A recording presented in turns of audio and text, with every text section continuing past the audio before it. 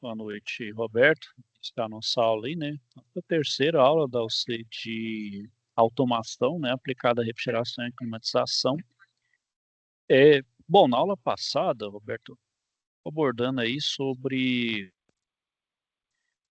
os elementos, temos de refrigeração, né? Então, além dos componentes básicos, a gente viu, né? Que é evaporador, condensador, compressor e a válvula de expansão.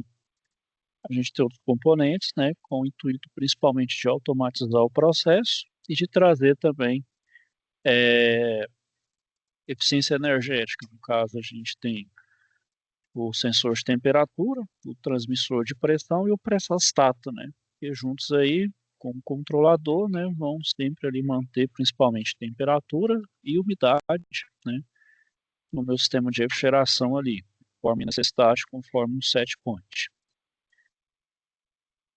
Bom, é, e agora, vamos falar dos testes mecânicos, né? A gente faz aí alguns testes mecânicos, né? Na montagem de compressor, né? Então, por exemplo, a gente está lidando ali com, claro, compressores abertos, né? Hermético, infelizmente, não tem como dessa manutenção, né? A gente pode fazer ali um teste de estanqueidade do compressor, né? Bom, e a estanqueidade é justamente o quê? É um teste de fechado, né, da hermeticidade do meu compressor, né, se ele não está aberto ali, se não vai ter fluido que vai sair, né. Bom, então, pessoal, a gente tem que lacrar o passador de processo, né, então a gente tem uns, tá aqui, ó, é, tem um passador de sucção, né, que é do processo, né, no intuito de evitar, conectar a mangueira do manômetro de baixa pressão, que é a mangueira azul, ao passador de sucção, né. Então a gente conecta essa mangueira azul no passador de sucção, né? A mangueira vermelha no de descarga, seria o de alta, né? Então é só pensar aí na lógica, né? O de baixa na sucção e o de alta é a vermelha na passador de descarga, ainda sem conectá-la ao manômetro de alta pressão e a mangueira amarela ao cilindro de nitrogênio. Então a gente tem aquela terceira mangueira que é amarela, a gente liga no nitrogênio.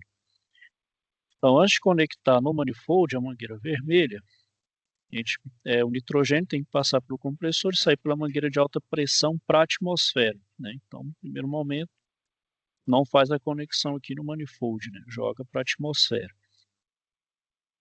Aí, após isso, né, a, vou conectar a mangueira do manômetro de alta no manifold e ligar o compressor, marcando o tempo que leva para atingir, então, 20 bar. Né? Que aí você fecha o circuito e deixa ele rodar ali, né?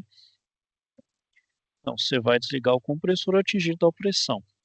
De fato, ali se ele mantém, né? Então, uma vez pressurizado o compressor com gás e nitrogênio, eu preciso verificar se tem queda de pressão. Se a minha despressurização seja superior a 10% da carga máxima, ou seja, 10% de 22 bar, né? No mesmo tempo que demorou para carregá-lo, né? Então, se demorou lá tanto tempo e esse mesmo tempo despressurizou, então tem um problema de estanqueidade nesse compressor. Então, agora, na sequência, por meio das conexões do manifold, eu vou retirar uma parte da pressão, né? Então, vou abrir e retirar 10%. Caso vou retirar metade, né? Então, vou manter 10 bar no passador de descarga, dando uma nova partida no compressor. O compressor deverá partir, desligue-o imediatamente. Se no funcionamento do compressor for notado um ruído metálico, né? Então, se for ali um ruído metálico, o sistema amortecedor poderá estar avariado ou com algum componente interno. Então, eu troco o compressor. Além disso, antes de considerar que o compressor está em perfeito funcionamento, verificar se ele não está expelindo óleo em excesso pelo passador de descarga. Então, essa verificação é realizada ligando o compressor e verificando se na saída do tubo de descarga está sendo expelido ali o óleo em excesso. Aí depois fazer as intervenções. Bom, e aí a gente também tem, pessoal, o diagnóstico de falhas, né? Então, e aqui é de alguns sistemas de câmaras frias de forma automatizada por meio de instrumentação, né? Então, a instrumentação é importantíssima nesse sentido, né? Onde a gente ajuda a monitorar e até a automação do processo. Só que na refrigeração ainda é um processo pouco explorado, é um campo pouco explorado na instrumentação, né? Poxa, e é, como diz, são variáveis que é corriqueiro em qualquer sistema, né? Pressão, temperatura, umidade, praticamente em todo o processo, né? Então, por que não no sistema de refrigeração também, na climatização? Bom, então aqui a gente tem alguns defeitos com a relação às irregularidades mecânicas e elétricas do sistema, com suas possíveis causas e algumas orientações. Então, por exemplo, defeito de origem mecânica. Defeito de origem mecânica, então pode ser não refrigerar, refrigerar pouco, demorar a desligar, ruídos, sudação externa na câmara fria. Sudação é o condensado, né?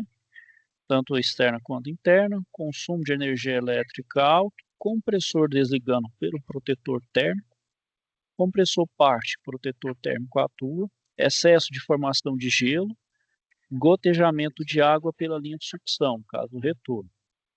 Então, quais são as possíveis causas dos defeitos mecânicos? Então, por exemplo, o condensador mal fixado, né, ou tubos em contato. Possível causa, não refrigerar, né? Então, qual que é a orientação? Com o compressor, o funcionamento, verificar se os tubos estão em contato, né? Então, eles acabam, os tubos em contatos de, né, sucção e descarga podem estar trocando calor entre si. Aí acaba aqui, refrigerando. Vira tipo uma espécie de um terceiro trocador de calor, né? Que além do condensador e do evaporador. Bom, o outro que a gente tem, pessoal, é, é o entupimento parcial da tubulação, ou seja, por solda ou amassamento. É muito comum, pessoal, na solda, principalmente aquela solda varetinha, né, o false copper, é muito problemático o pessoal exagerar ali no aquecimento e derreter muito material de solda e entupir a tubulação é muito fina, né? Muito fácil isso acontecer. Acontece bastante. A solda, né, pessoal, é prática, né? Qualquer processo de solda é prático. Quanto mais você solda, melhor você fica no processo, né? Assim como qualquer outra a parte mecânica, né? Você tem que estar sempre fazendo ali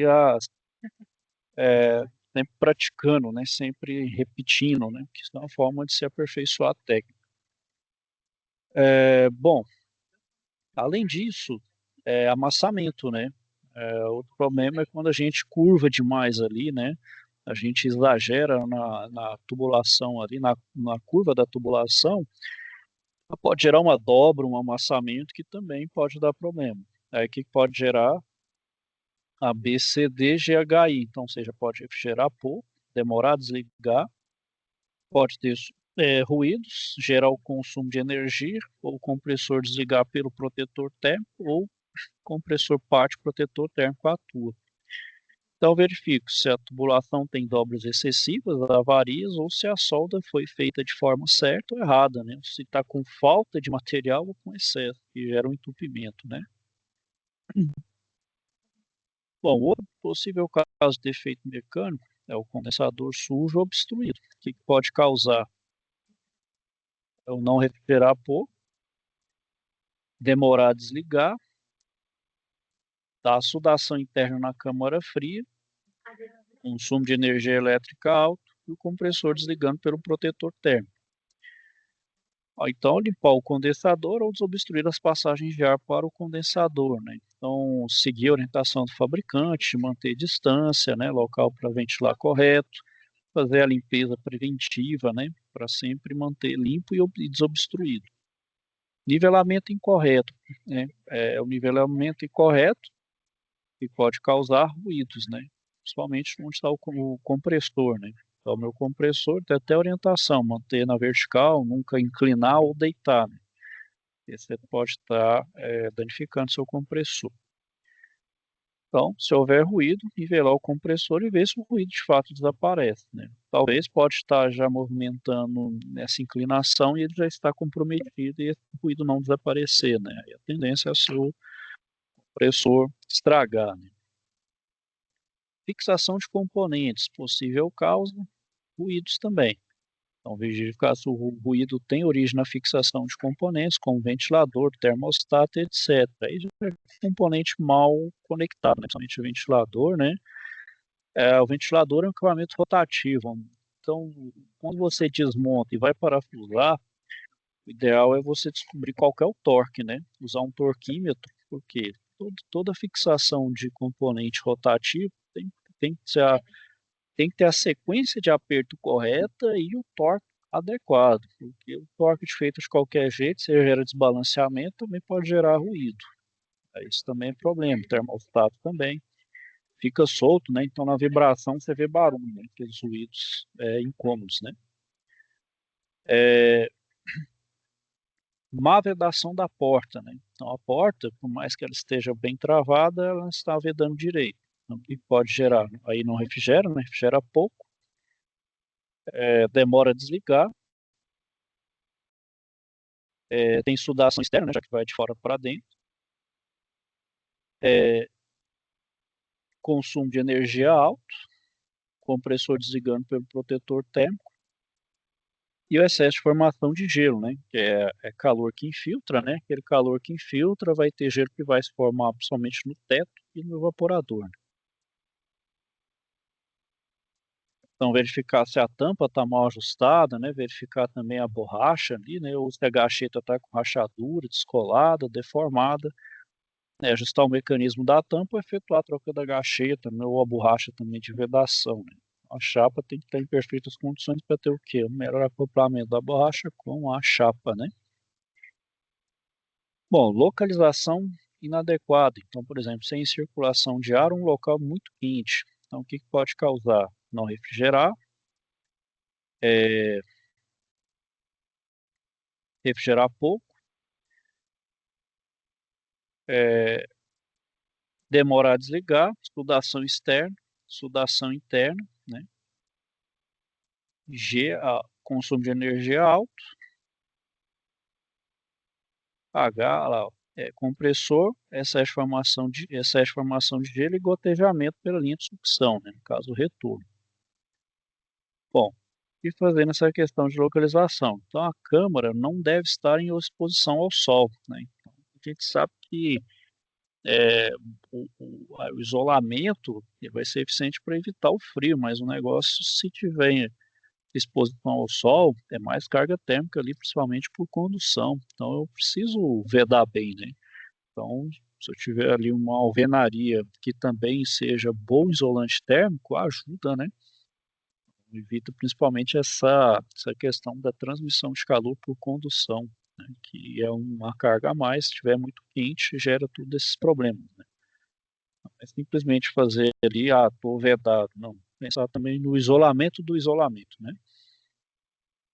Bom, umidade do ar acima de 85% que pode causar a sudação externa ou o compressor parte protetor térmico atua, né? Então, informado que se trata de uma característica da região. Geralmente, né, na realidade do nosso país, é ali na região norte, né? Realmente região amazônica, né? Região de mata ali, a umidade ali em cima dos 85%, é praticamente o ano todo dessa característica, né? A porta aberta por período excessivo, né? E gera principalmente gelo, né? Então gera gelo, aumento de energia, excesso de gelo no evaporador, né? Então, por exemplo, verificar se tem gotejamento de água na linha, perdão, localizar opa, perdão, evitar abertura por tempo prolongado. Mano, eu trabalhei lá no Atacadão, né, aqui de Goiânia, tinha alarme. Então, era pouquinho segundos, já era um alarme suportável. Então, já fechava até para não trem ficar perturbando sua cabeça. Era de propósito mesmo. Era muito canseiro. Era toda hora tinha que pedir para fechar, o cara não fechava. Vou voltar, cara, fecha. Não tem custo nenhum. A porta era levinha, apesar de ser grande, pesado, mas era fácil empurrar, fechar ela. Mas é complicado, né? Você falar, até você explicar pro pessoal o que que acontece. Aí você não acredita, aí eles não acreditam, acho que você bancando sabichão, não sei demais, puxando saco de chefe. Bom, enfim, né? Vamos lá, falta de excesso de fluido refrigerante, perdão, falha no isolamento térmico, né? A falha no isolamento térmico pode ser por entrar gelo, aí o gelo rasga, né? Ou pode ter umidade, excesso de umidade também. Então, localizar, né, e substituir. Teste de fluido refrigerante, né? Verificar se tem gotejamento de água na linha de retorno. Se for, remover o excesso e colocar a carga de gás recomendada. Aí você faz aquele teste de superaquecimento também, né? Tá com excesso. Agora, se tem falta também, mesmo vale, né? O teste de superaquecimento. Também verificar se tem formação de camada irregular de gelo nos evaporadores e insuficiência de refrigeração. Então, isso pode promover o não desligamento do compressor pelo termostato. Caso haja vazamento, localize e faça a selagem imediatamente. Fixação inadequada do compressor, né? Então, verificar se os amortecedores de borracha estão soltos ou muito apertados. Se tiver afrouxos, pois o amortecimento é prejudicado nessa condição, né? Então, se você apertar demais ali, você está impedindo que a mola faça justamente sua função primária, que é o que? Absorver, né? A vibração ali. Se ajustar demais, ele fica duro, excessivo, aí essa vibração vai para a estrutura. Aí ela pode, né, falhar, né, a danificar. Compressor inadequado, seja por baixa ou alta capacidade, né, então efetuar a troca do compressor por um modelo adequado, conforme tabela de aplicação de manuais. Em carros de baixo rendimento por desgaste, após a comprovação do defeito por teste, fazer a troca. Também suspensão ou falta de lubrificação do compressor, né? Então, orientação, caso o ruído persista, né? A origem pode ser o compressor e pode ser provocado por sua suspensão interna danificada ou até mesmo falta de lubrificação. Compressor travado, orientação, realizar os testes mecânicos e elétricos. Baixo rendimento do compressor, também realizar os testes mecânicos e elétricos. Compressor emperrado, ele está queimado, realizar os testes elétricos também, conforme o fabricante. E compressor jogando óleo em excesso no sistema. Então, realizar também os testes mecânicos conforme a orientação do fabricante. Bom, já os defeitos de origem elétrica, o que pode gerar? Refrigerar muito, refrigerar pouco, gerar choque elétrico, pode também gerar sudação externa e interna na câmara fria, consumo de energia elétrica alto ou não funcionar, o computador não liga, o compressor não liga e o protetor térmico não atua, ou o compressor desliga, o protetor térmico atua, ou o compressor desliga após a atuação do protetor térmico. Então aqui tem os problemas de origem elétrica. Então, por exemplo, falta de energia elétrica na tomada, verificar como tímetro a tensão de alimentação, que isso prejudica o correto funcionamento. Tensão elétrica muito baixa. Então, por exemplo, no caso de oscilação do fornecimento de energia elétrica, 15% do valor nominal, tem que ser informada a necessidade quanto ao uso do estabilizador de tensão.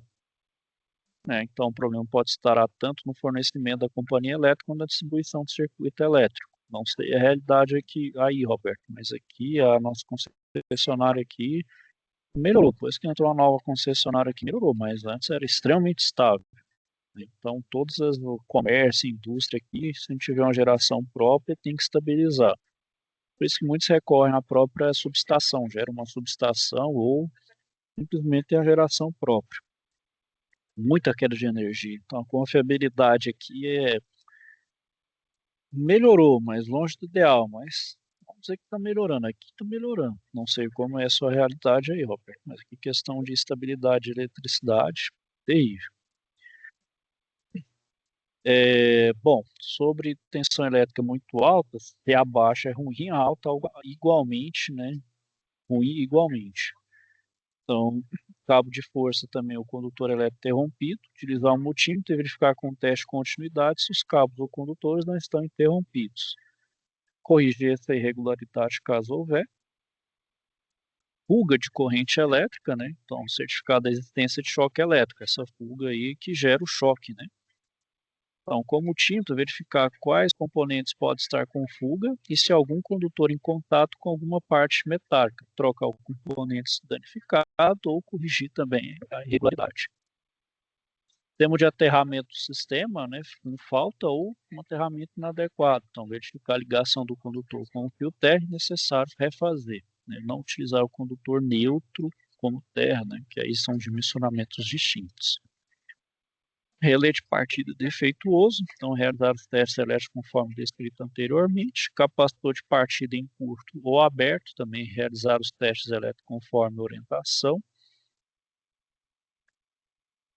Enrolamento do motor do compressor interrompido, então realizar também os testes elétricos no compressor. Compressor com passagem de corrente para a carcaça, então realizar os testes elétricos conforme descrito anteriormente.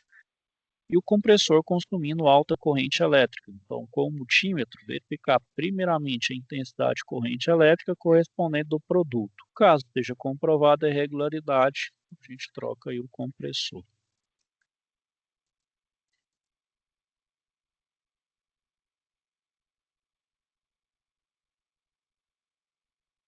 Bom, então para manter o bom funcionamento e até ali o aumento da vida útil da câmara frigorífica, a gente faz aí algumas práticas, né, que impactam principalmente também o consumo, né, de energia elétrica dessas câmaras frigoríficas. Então, por exemplo, é recomendado, né, evitar a entrada de produtos quentes, né, ou seja, mesmo em temperatura ambiente. Então, por isso, os produtos vão ser entregues pré-resfriados ou pré-congelados, né.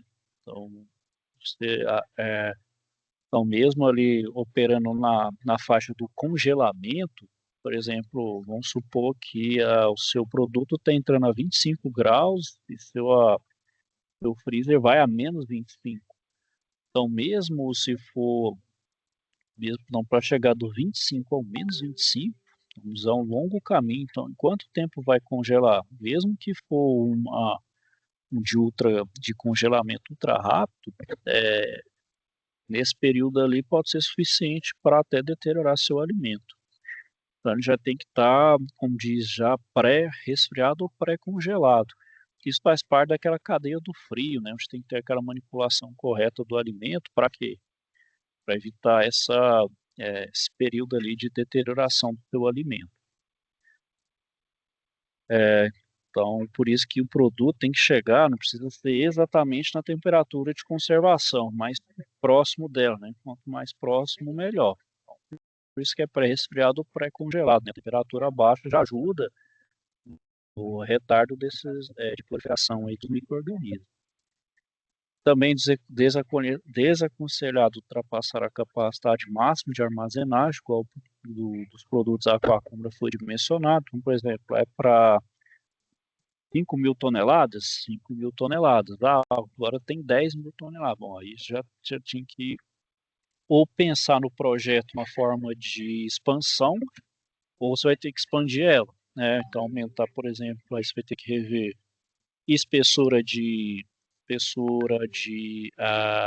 isolante, né? Então, isolamento, outras considerações para a carga térmica, né? Que é uma carga térmica a mais, carga térmica você precisa redimensionar os componentes também, né? Até porque se você aumentar sem redimensionar, você vai estar subdimensionando e justamente aumentando sua energia elétrica. Também evitar a mistura de diferentes tipos de alimentos no interior das câmaras, né? Então, cada produto tem uma temperatura, além da questão higiênica, né, que a gente chama de contaminação cruzada. Então, carne com carne, vegetal com vegetal, nunca misturar, porque a gente gera lá aquela contaminação cruzada. Quando não tem pessoas trabalhando dentro das câmaras, as luzes internas deverão estar apagadas, por isso que é bom utilizar um sistema automático, né? Mas tem interruptor, mas alguém pode esquecer de desligar fatalmente. Então, utilizar ali um sensor, né? Até porque, né, pessoal, luz é carga térmica que tem que ser retirada. A porta das câmaras também tem que estar fechada o máximo possível, né? Então, por exemplo, que eu sempre falo, falei quando trabalhei, né, no supermercado, o pessoal sempre, é rapidinho, aí deixa a porta entreaberta. Aquele rapidinho a porta entreaberta já é o suficiente ali para gerar gelo, aumentar o consumo de energia, né, que aumenta justamente câmara de ar quente e úmido e também acúmulo de gelo, né? E o gelo excessivo, né, o gelo acaba virando ali um isolante que impede o sistema funcionar 100%, né? E o período de degelo é programado, né? Esse período de degelo não é instantâneo, ele é conforme set point de temperatura. Então não é não necessariamente aquele momento ali faz com que o seu sistema tenha até um pico de consumo de energia. Então você vai ver, reflete ali no final, né? Bom, em situações em que as portas das câmaras não podem ficar fechadas, uma boa saída é a instalação de cortinas de PVC. Bom, então não tem como, a movimentação é muito grande, a entrada e saída de pessoas, mercadorias, ali, empilhadeiras, se utiliza aquela cortina de PVC, que vai excluir a necessidade constante de reposição de frio, reduz o consumo de energia, já que a perda é mínima, né? Então, ali você, claro, você vai fazer os cálculos considerando essa perca, né, substituindo uma porta pelaquela cortina de PVC, né? Obstruir a circulação de ar na saída dos evaporadores, né? Uma coisa que é comum de acontecer é o que que é? O pessoal extrapolar a área de armazenagem, o volume de armazenagem, obstrui ali, né? Levanta a pilha de mercadoria, de produto e obstrui o evaporador. Muito comum disso acontecer, né? Então você tem que sempre deixar ali aquela área aberta para o evaporador, né? Para ele fazer ali sua função. Ajuste criterioso do intervalo de tempo de DG, isso então não tem uma via de regra, então depende muito ali de características ali de experiência de usuário, né? O pessoal vai saber, ó, sei lá, ligar de 50 minutos, de 2 em 2 horas, vai depender muito ali, né? Então vai muito do feeling ali, da experiência e da, vamos dizer, vivência na câmara frigorífica. Tem que esse DG tem que ser de tanto em tanto tempo, ou com maior frequência ou com menor frequência. Agora, se for um acúmulo de gelo fora do normal, opa, e é resistor elétrico um problema. Isso se eu estiver lidando com o sistema de degelo por resistência. Então tem que ser substituído, pois pode haver leak na sucção do compressor, né? Então, isso é acúmulo de gelo. Então, evitar também que a água proveniente do degelo fique dentro da cama. Então, é a mesma coisa dos drenos do ar-condicionado, eles vão lá para a câmara fria, né? Você não pode deixar aquela água ali, né? Tem que escorrer, sair de lá de alguma forma. Porque transborda, ela vai lá para dentro da câmara fria, aí ali congela, ela forma aquela camada de gelo fininha, né? E aquilo é ótimo para gerar acidente, né? Torna o piso escorregadio e a possibilidade de ter um acidente é alta. Mas você esteja utilizando as botas aí de EPI, que tem uma boa antiaderência ali, uma boa aderência, na verdade, ele é bem aderente, mas mesmo assim está sujeito a escorregar. Eu também falo que já tomei umas escorregadas assim de quase dar uma cara estatelada no chão. Justamente o pessoal ficar, não ter esse cuidado no dreno e também o acúmulo de gelo, né? O acúmulo de gelo não é só em cima, embaixo também do chão. Evitar a falta de organização dos produtos no interior da câmara, né? Pois pode provocar má circulação. Então, organizar de forma que tenha a circulação corretinha ali de ar frio e evitar que o dreno de água de degelo fique entupido, né? Para evitar justamente esse transbordamento também. Vou tomar água aqui rapidinho.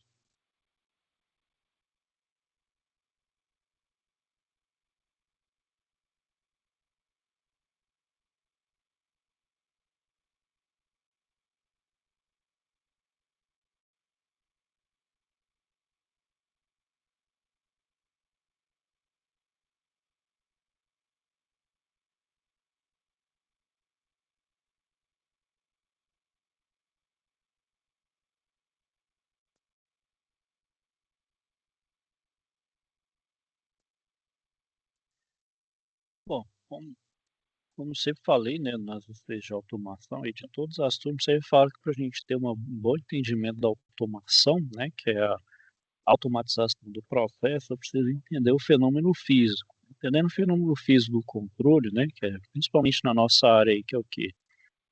Temperatura, pressão e umidade. a gente consegue, né,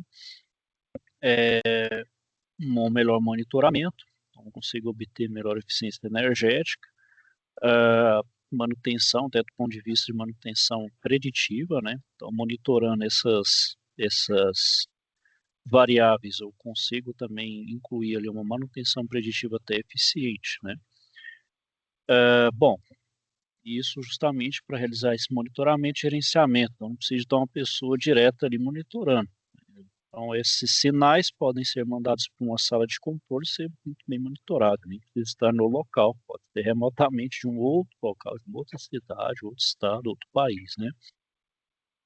Bom, e quais são essas variáveis, né, que são comumente monitoradas nos sistemas de câmaras frias? Então, é a própria temperatura da câmara, né, temperatura interna, a temperatura ambiente, para a gente saber também esse ΔT, a pressão de sucção, a pressão de descarga, o superaquecimento, o subresfriamento e o consumo elétrico.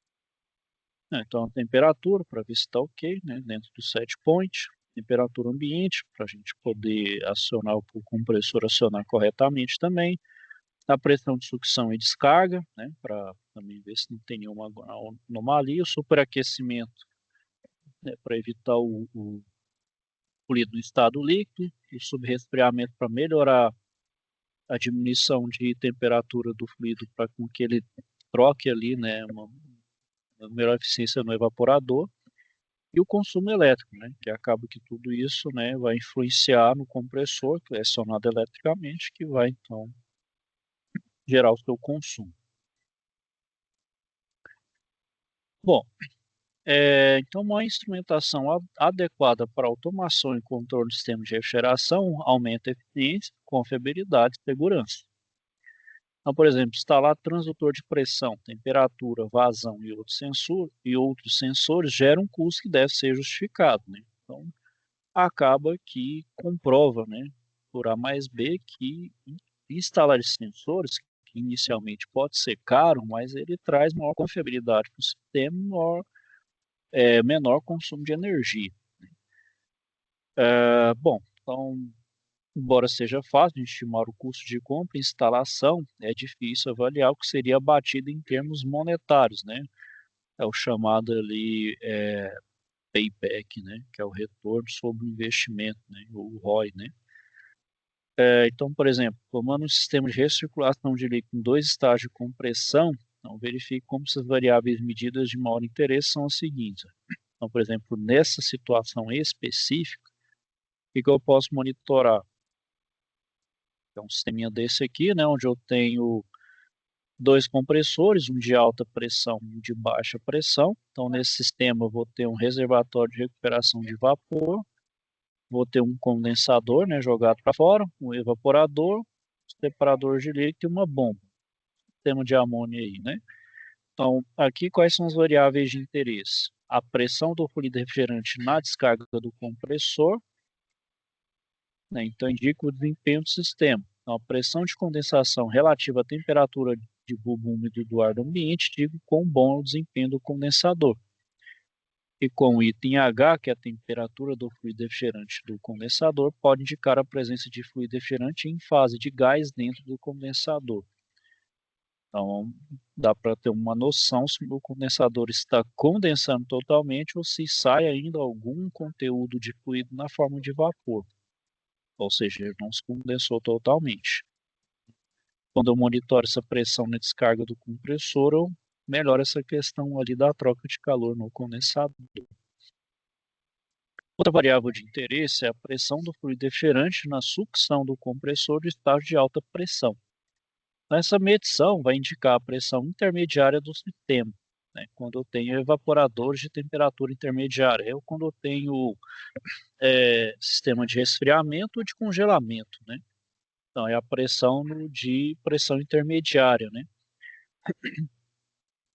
Então, a sucção do de alta é a descarga do de baixa, né? Então, o compressor de baixa pega a mínima, eleva, essa pressão da descarga da baixa vai ser a sucção da de alta. Então, vai virar a pressão intermediária do sistema, né? E a pressão do fluido refrigerante na sucção do compressor de estágio de baixa pressão. Então, também indica desempenho do sistema. Então, essa combinação com o item D, que é a pressão do fluido após válvula de expansão, uma excessiva queda de pressão na linha de sucção pode ser detectada. Então, também, pressão do fluido refrigerante após a válvula de expansão, eu consigo aferir a temperatura de evaporação do fluido refrigerante, né? A gente viu que a válvula de expansão é um dos principais responsáveis como diz, pelo monitoramento ali, né, pela velocidade do fluido quando ele vai passar lá no evaporador, né? Então, se ele passa uma velocidade adequada, ele vai então evaporar todo o seu conteúdo. Eu garanto que ele evapore, não vou ter uma parte ali que fique líquida, né? A gente vai ter também pressão na saída da bomba de recirculação. Então, por exemplo, caso a pressão não suba, a bomba poderá estar danificada. Caso ocorram flutuações na pressão, pode ser que haja uma cavitação na bomba. Eu também posso ter pressão diferencial na bomba de óleo. Então, pressão diferencial na bomba de óleo, onde eu vou determinar o valor de pressão diferencial, que é o indicativo de boa lubrificação dos rolamentos do compressor. Uma diferença de pressão muito alta pode indicar um filtro de óleo bloqueado, né? Que aí você vê que gera ali o superaquecimento do rolamento. O outro também ali é a pressão, a temperatura do fluido refrigerante na descarga do compressor. Então, em um compressor alternativo, uma alta temperatura na descarga pode indicar, então, problemas na válvula de descarga, né? Então, em um compressor de parafuso, uma alta temperatura de descarga pode indicar falha em um rolamento, que aí está fazendo com que o meu rotor já não gire da mesma forma, né? Então, pode estar aquecendo muito ali. Ou meu sistema de arrefecimento de óleo não está funcionando corretamente. A outra é a temperatura do fluido refrigerante na saída do condensador. Então, é possível revelar se há presente de fluido refrigerante no estado de gás. Então, em tese, né, idealmente, o que eu preciso? Meu condensador precisa o quê? Transformar todo aquele vapor em líquido. Só que nem sempre pode isso acontecer. Pode ter ali um momento que vai ter um pouquinho de gás, ou seja, não condensou. E subresfriamento excessivo também pode ser indicado ali, né? Então, na saída do condensador, posso indicar um subresfriamento excessivo. E o subresfriamento excessivo é líquido que se forma que pode retornar para o compressor ou para o condensador, que por consequência lá para o compressor. Então, isso também tem que ser evitado. Bom, outra variável que eu posso monitorar é a temperatura do fluido refrigerante na sucção do compressor de baixa pressão. Essa medição indica se o meu fluido refrigerante está seco, que é desejável. Também indica se o gás não está superaquecido, que é desejável. E isso eu estiver lidando com compressores diferentes do parafuso, né? Um compressor parafuso não tem necessidade de eu monitorar isso, já que ele pode succionar líquido que não vai ter problema. A outra aqui, pessoal, é a temperatura do fluido refrigerante na sucção do compressor de alta pressão. Então, por exemplo, não é necessário caso a presença de líquido no reservatório de recuperação de vapor seja garantida. A outra variável é temperatura do ar do ambiente a ser refrigerado. Então, esse é o principal objetivo do sistema, né? A temperatura, no caso do interior, seja do ambiente a ser climatizado ou da câmara fria. A vazão total máxima do sistema, né? A vazão em massa do meu sistema. Então, não é tão útil quanto a vazão máxima individual de cada compressor, né? Até porque ali, se o meu sistema é único, a vazão em massa é a mesma, a não ser que eu vou ter alguma perca, né? Aí eu já estou com um problema de estanqueidade. De certa forma, pode ser útil nesse sentido. Agora, quando eu tenho um sistema de 2 estágios ou mais, aí claro que cada compressor, né, vai ter ali uma vazão em massa distinta e tem que ser calculado por balanço de massa e de energia. Aí cada um vai ter ali uma vazão, né, até porque vamos trabalhar com pressões distintas, né, com taxa de compressão também distinta. A vazão massa de cada compressor aí pode indicar o desempenho do sistema. eu tenho a vazão individual de cada compressor, eu consigo calcular a vazão máxima total do meu sistema. Eu tenho a energia elétrica consumida pelo compressor, né, que me dá uma medida de quanto eu estou consumindo no meu sistema. Eu tenho da potência elétrica consumida pelo compressor, que também dá uma medida, né, do compressor ali, do meu sistema. Então, por exemplo, ela indica o carregamento que o compressor está submetido. Se eu consigo medir a vazão em massa, eu posso determinar a sua eficiência. Também posso ter a potência elétrica consumida pelos ventiladores do condensador, né, que também me dá uma medida do consumo de energia elétrica. Status dos ventiladores do condensador. Então, se eu tiver um sistema com vários ventiladores, um ou mais pode estar fora de serviço sem um conhecimento. Então, por isso que é bom ter um sistema. Geralmente é um IHM, né? O IHM informa lá o quanto está a rotação, a vazão de ar, né?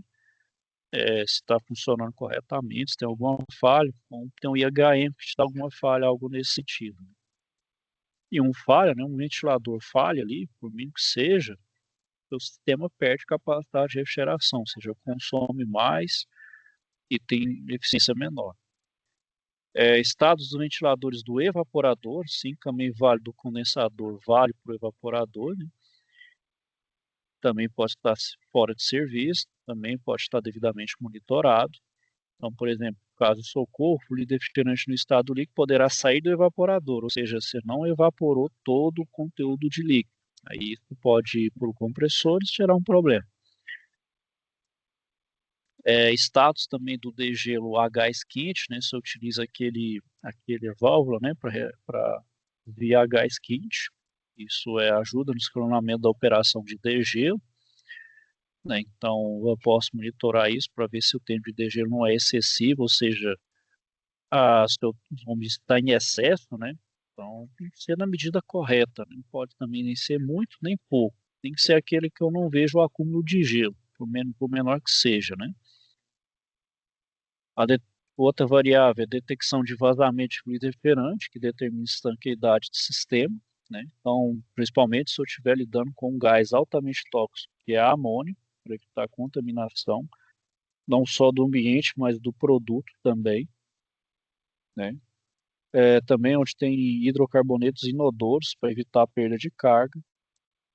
Outra variável é o nível de líquido, reservatório de alta pressão. Então, por exemplo, perda de fluido pode ser detectada pelo operador. Então, no intuito de evitar falhas em sistemas eletrônicos, a medição eletrônica de nível é composta por dois instrumentos, um indicador de nível capacitivo e uma boia por um interruptor magnético, onde fornece um sinal para o alarme. Então, é um sistema extremamente grande, né? Não tem como eu estar com o meu olho em todos os lugares ao mesmo tempo, uma IHM, de sensoriamento correto, consigo monitorar isso e tomar as decisões. Bom, o nível de líquido no reservatório de baixa pressão, para evitar principalmente níveis extremamente baixos ou altos. Então, os transdutores de pressão podem ser instalados no fundo do reservatório para indicar tais níveis, fornecendo um sinal, né, para um alarme, né, caso necessário.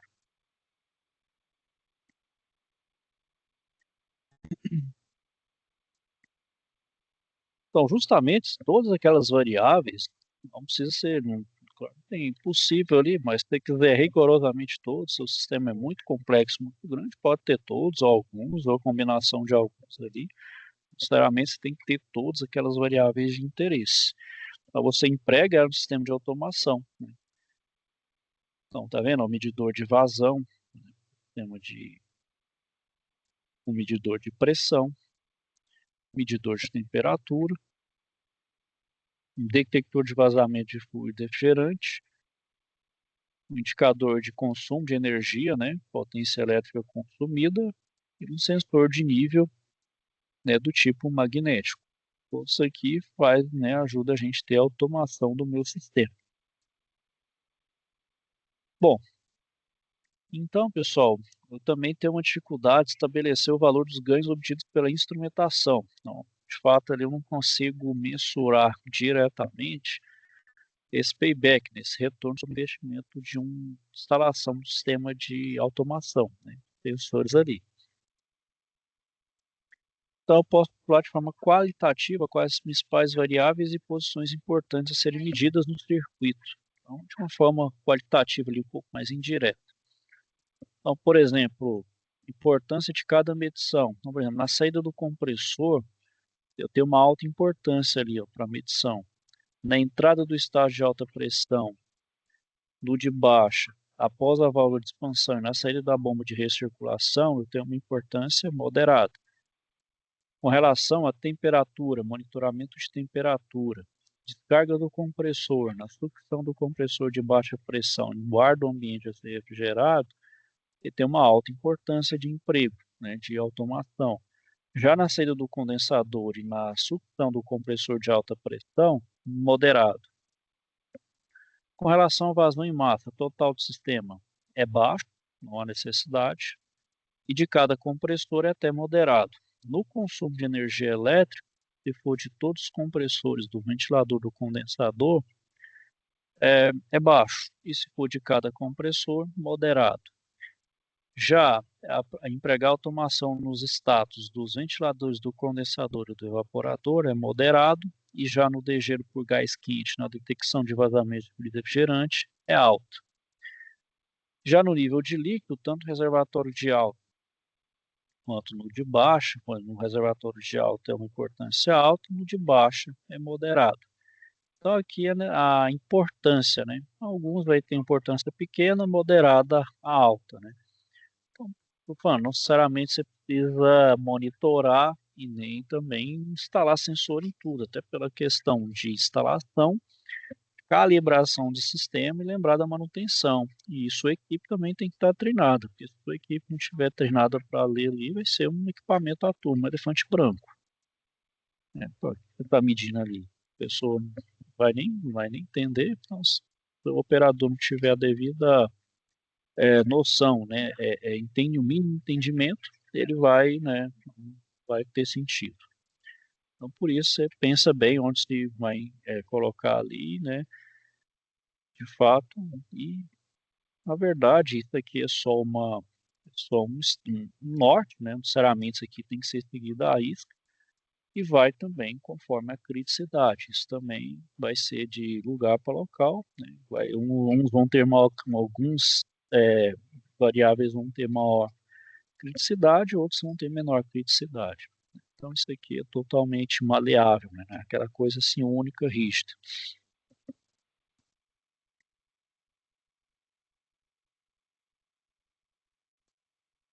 Ok? Então era isso aí que eu queria falar aí hoje, Roberto. Se tem alguma dúvida aí, questionamento? Tranquilo. Aula aqui por hoje, depois eu vou falar dos controles tipos, sistema de refrigeração. Então finalizar a aula aqui por hoje. Se tiver algum questionamento aí, só procurar, tá bom? Roberto, desejar você uma boa noite. Deus e até a próxima. Até.